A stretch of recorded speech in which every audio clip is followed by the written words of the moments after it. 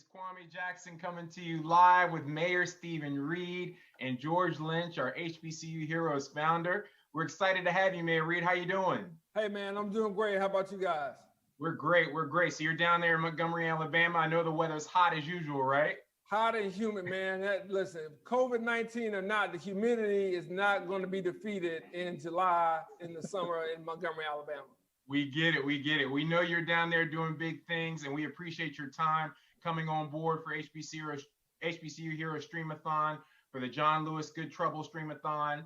I want to jump right in and introduce our founder, George Lynch, NBA champion, NCAA champion, all-around great Tar Heel, and former coach at Clark Atlanta University and HBCU expert. So, George, can you just start us off? I know you had a question for the mayor in terms of what he's up to and things that we can be involved in. So I'll let you jump in, George. Yes. Hey, Mayor, how you doing? Thanks for joining us on this call. My first question is, what are you doing in Montgomery, and what decisions are you guys going to make for K through 12, letting the kids back in school? You know, our state superintendent just came out with a education plan for K-12, and I think it's an overall good plan. It does leave some flexibility for local school boards to make some decisions. In my conversations with our superintendent here in Montgomery County Public Schools, they're doing everything they can to create social distancing measures as well as distance learning measures and implementation that can be utilized for parents who may not feel comfortable sending their child to school this fall. And just in case, they have to do a break that may be more extended than they otherwise would due to the COVID-19 pandemic. Great. That's great leadership on your part. I know everybody's struggling with COVID, but we appreciate the fact that you gave us a little insight into what's going on down there in Montgomery.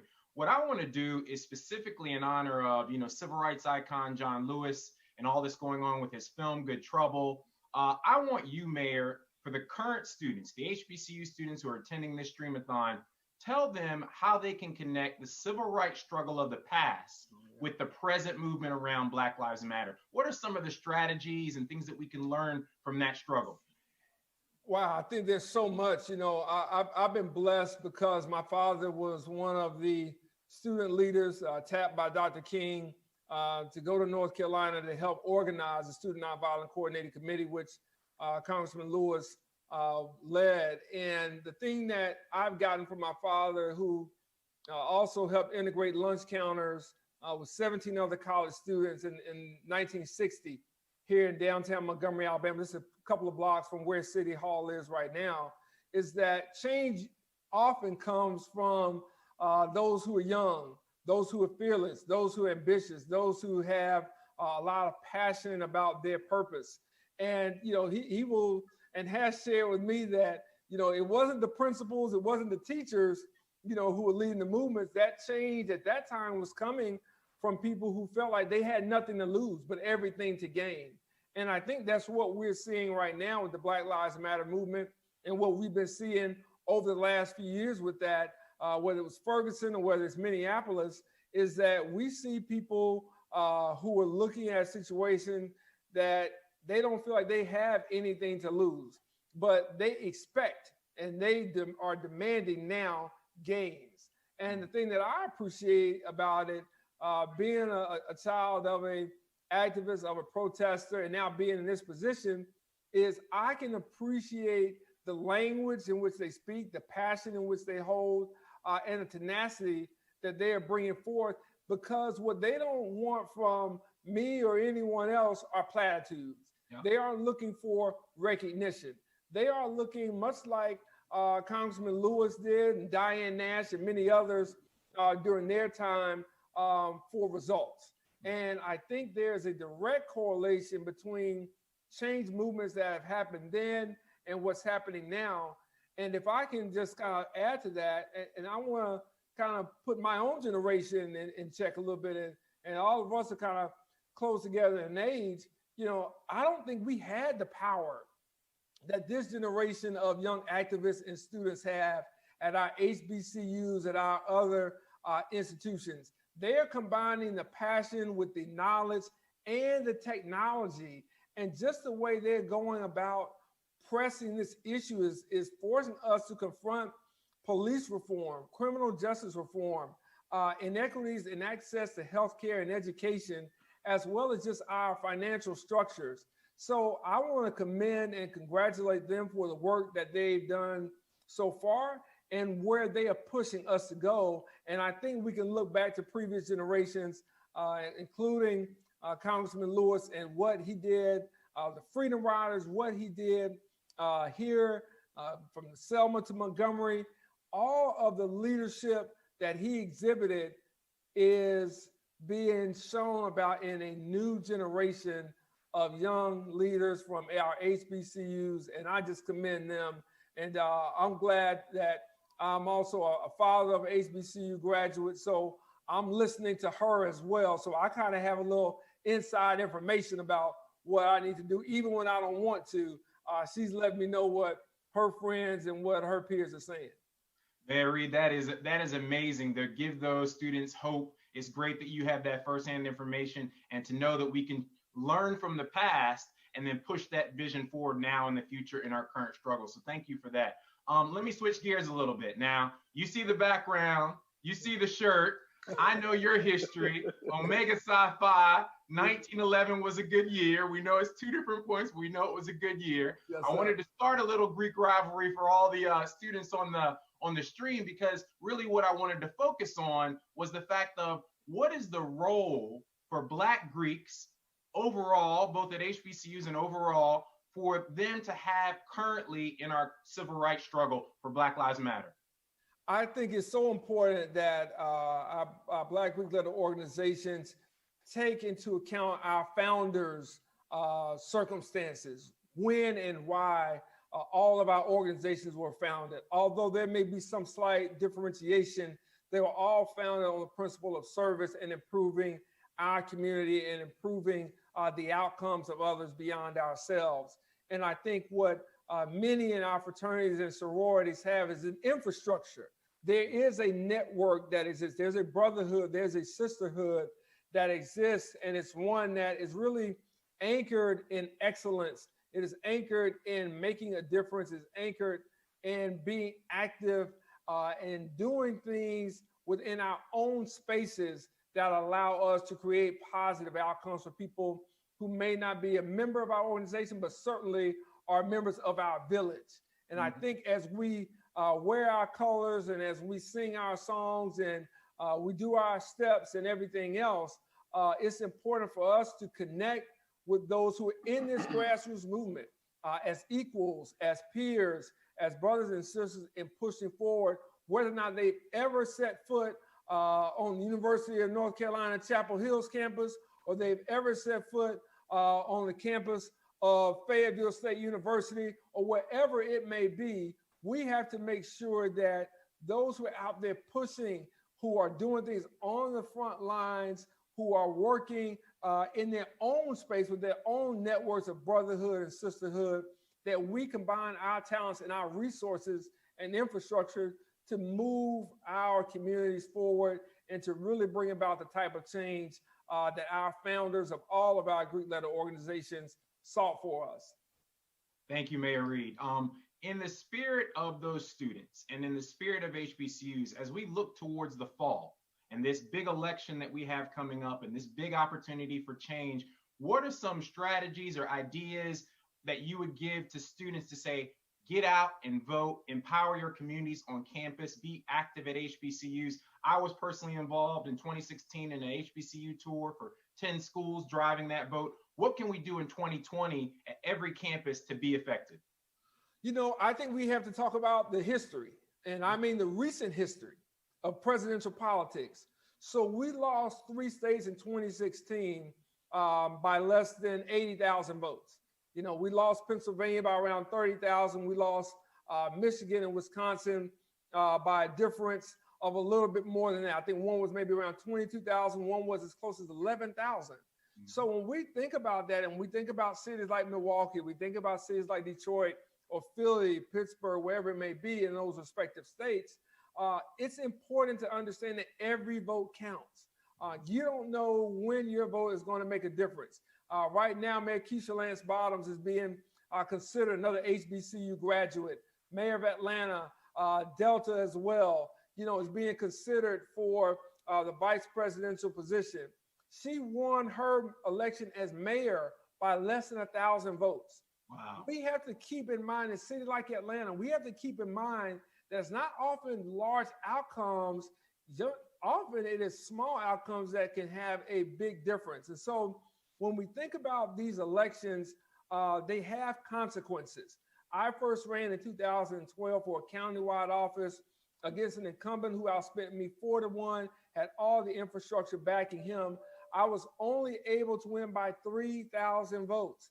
And it's something that we don't foresee, but it ended up being that I became the chief election official for Montgomery County, Alabama, the place where Dr. King ended his Selma Montgomery Voting Rights March for a reason that ushered in the Voting Rights Act.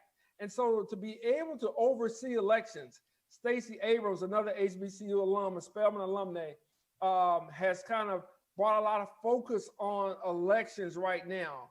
And as a chief election official, I was able to deal with polling places. I was able to make sure we didn't close polling places on the HBCU campus here in Montgomery at Alabama State University. I was able to make sure we got younger people involved in election day activities and voter outreach. So I bring all that up to say that as we look toward the fall, it's very important for us to understand that when we think about the type of reform movement that exists, and we think about the type of passion and purpose that exists in these protests, we have to make sure we do the final step, and that is to vote and carry 3, 4, 5, 6, 7 people with us, regardless if you believe or not in this system. It's not so much about the system as much as it is about the change, as much as it is about the process. And you can only change that system from within and having responsible people that are in place. That's why Congressman Lewis got in good trouble at the age of many of the protesters right now. That's why there was a multiracial coalition that helped out that civil rights movement in the 60s that is now helping out right now in the Black Lives Matter movement. So we have to keep in mind that while we are focused on the presidential race, and that is important, who appoints the next Supreme Court justice, who will help nominate federal judges to lifetime appointments. It's also important for us to remember these Senate races in places like George Lynch's home state of North Carolina. When we consider places like that that are on the map and in play, that's going to help us move policy. And then coming down to the local level, you don't get some of these leaders that we have, whether it's a Kamala Harris or it's a Val Demings or anyone else, if they aren't elected locally first. So when we think about our bench, when we think about our pipeline, and we think about people who can make decisions closest to us, those local elections count. And often they are going to be on that very ballot in November that we're going to be voting on. I like to hear that. See, Mayor Reed is representing Omega Psi Phi, channeling Jesse Jackson, Omega Man. I'm representing Kappa Alpha Psi, channeling Colin Kaepernick, Kappa Man. And so we really appreciate that. Now, as the students think about their future, and they're logged in and they're seeing greats like George Lynch and all his NBA legend experience, they're seeing greats like yourself, a rising icon in the Democratic Party and politics. How do they get to be like you? Offer them a little bit of a path to figure out, how can I be the next Mayor Stephen Reed? And also, George, I want you to chime in as well. How can I be the next George Lynch and have an impact on the athletic and academic and professional level? So whoever wants to go first. Coach? You're muted, George. I think the most important part is always stay positive. Make your connections through social media. Post positive things, encouraging things for the next generation. You got to think about the students, 4 and 5 years younger. So you grow that following. And then as you become in a position like the LeBron James or, Trae Young and guys like that who's stepping out now to spread that message, you will have a following. And then when Mayor Reed asks us all to go to the polling stations and vote, we have a larger support staff. I like that. Mayor Reed, how do they become the next you?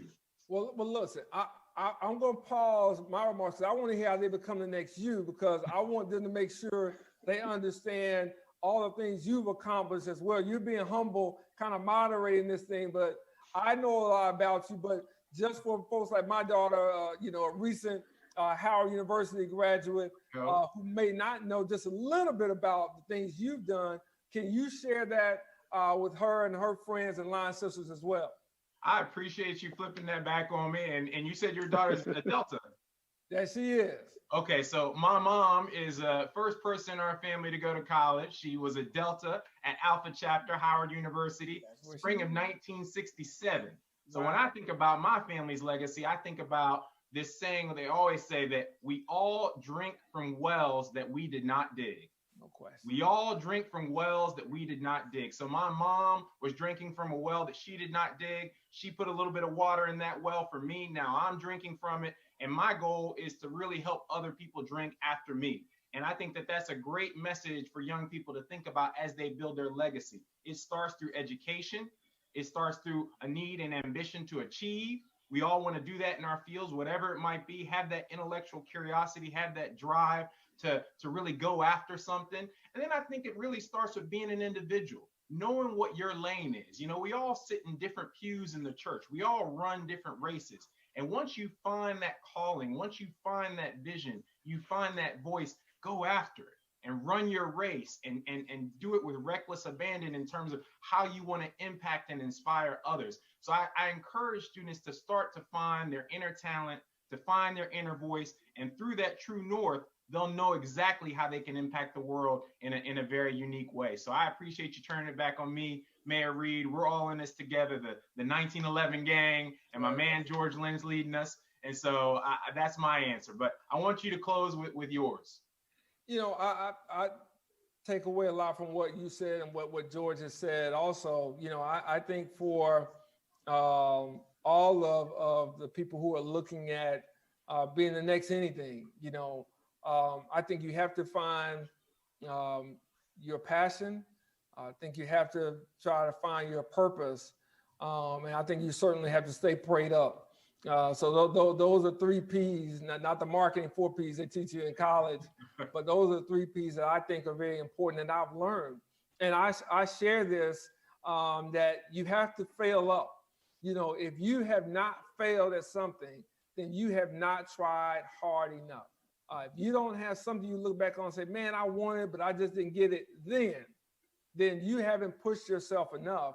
And one of the things that I was blessed to do is I had a great support structure, my parents, brother and sister, friends, but they've all pushed me. Now, they all humbled me too. You got to have some humility in that.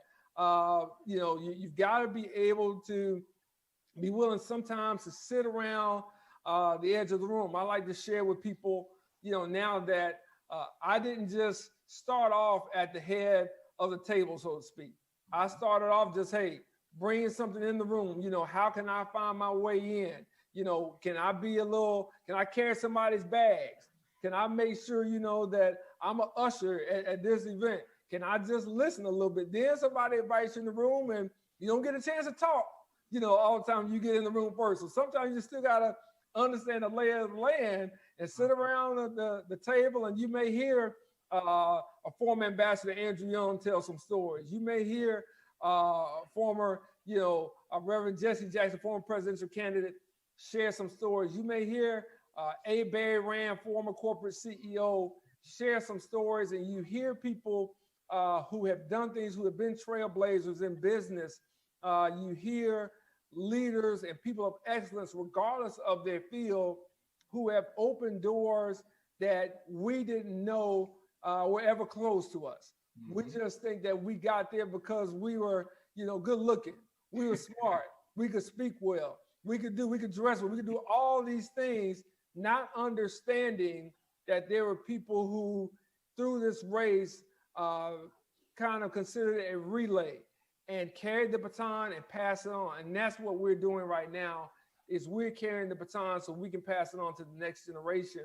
And so I just share with all the new leaders, the activists who are out there on social media using their platforms and influence in a positive way.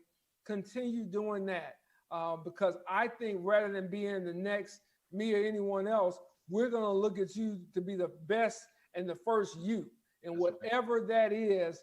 And as long as you're making change to create positive outcomes for people beyond yourself, then the ancestors truly, I think, will be proud of the work that we've done. All right. Well, I'm going to close with 2 quick picks, and we're going to go in the lightning round. So first question, and this is for George and for Mayor Reed. First question is, in the spirit of our HBCU esports gaming tournament and pushing kids into STEM and professional careers around tech, they're playing NBA 2K. So the season's coming back. We all know that. We're all excited about the real season coming back in the NBA.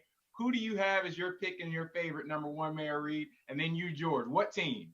Wait, you got to let the coach go first. All right, Coach, go ahead. I want to bite off his answer. Being a former Laker, and a Sixer, I can't count LeBron out right now with Anthony Davis, but that other team in LA, the Clippers, they can be a sleeper. So I'm going to say no fans in the stands, young legs. I got to go with the Clippers. There we go. You heard it here first. Wow. I didn't think he was gonna let go of that purple and gold, but since he did, I'm gonna pick it right up, and I'm gonna stick with King James. In a shortened season, he's had some rest. I like his ability to get in this playoff mode, and certainly the Clippers and Kawhi have a fantastic ensemble of talent. Doc Rivers. But I believe in the end, King James comes out on top along with AD. All right, there we go. Now, and this is for our students out there, since they love trap music. I want to know from the mayor. They want to know what the mayor has on his playlist, what his favorite trap music is on his playlist, and then also Brother George Lynch. Tell me about your trap playlist. What you playing right now? Listen, I got Future, Life is Good, Remix. I got Schooling, I got Key Glock, Megan Thee Stallion, and my man Roddy Ricch. There we go, Savage, Megan Thee Stallion. You got a whole roster. All right, George, it's up to you to close it out. I have not. I have to be honest. I have not gotten into the trap music yet. All right, there we go. We're gonna close on that note. Mayor Reed, thank you so much for being part of this. We really appreciate it from an HBCU hero standpoint. Obviously, our founder, George Lynch, happy to have you on board as well. And we're going to keep pushing forward for the students. And thank you guys. All right. All the best. All right. Thank you. Thanks. Thank you.